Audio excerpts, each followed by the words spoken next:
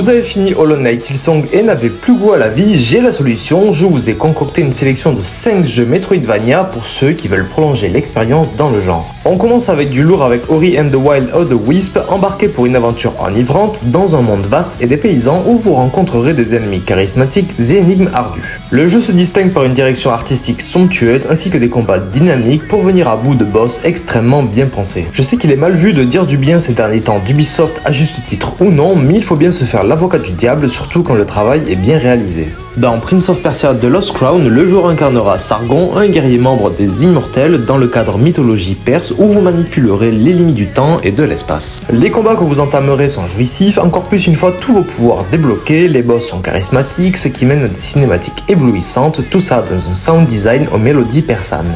D'ailleurs, n'hésitez pas à me dire si vous auriez mis d'autres jeux dans la liste ou au contraire si votre petite Madeleine de Proust apparaît dans cette sélection. Si vous avez aimé souffrir sur Sekiro, alors vous ne serez pas dépaysé avec Nine Soul, un jeu dessiné à la main avec une riche histoire et des combats de déviation inspirés donc de Sekiro. Ici, vous voyagerez dans un fantasy asiatique, explorez une terre autrefois habitée par une race extraterrestre et suivrez un héros en quête de vengeance contre les Nine Souls. Le gameplay diversifié, l'exploration agréable, la technique irréprochable, bref, vous l'aurez compris, c'est un véritable coup de cœur dans le paysage du Metroidvania. On enchaîne avec Dead Cell qui est un roguelike Metroidvania inspiré du monde de Castlevania. Le roi a mis au point un remède pour sauver son peuple de la maladie, mais la situation tourne au vinaigre car ce même remède transforme le peuple en monstre. Le joueur incarnera un corps décapité qui s'est fait envahir par un parasite et qui cherchera à se venger du roi. Le jeu dispose de bestiaires riches et variés qui saura rajouter une bonne dose de difficulté au gameplay qui d'ailleurs est aux petits oignons pour un résultat ultra addictif. En plus de ça, c'est du Made in France, raison de plus pour craquer. Et on termine ce top avec Blasphemous. Dans un monde où la religion est capitale pour toute la population, le mal s'est finalement infiltré. Macabre et envoûtant, l'ambiance rappellera Dark Souls avec toutefois sa propre identité gothique. Muni de votre épée nommée Mea Culpa, vous combattrez des hordes ennemies pour réussir à échapper à la damnation éternelle.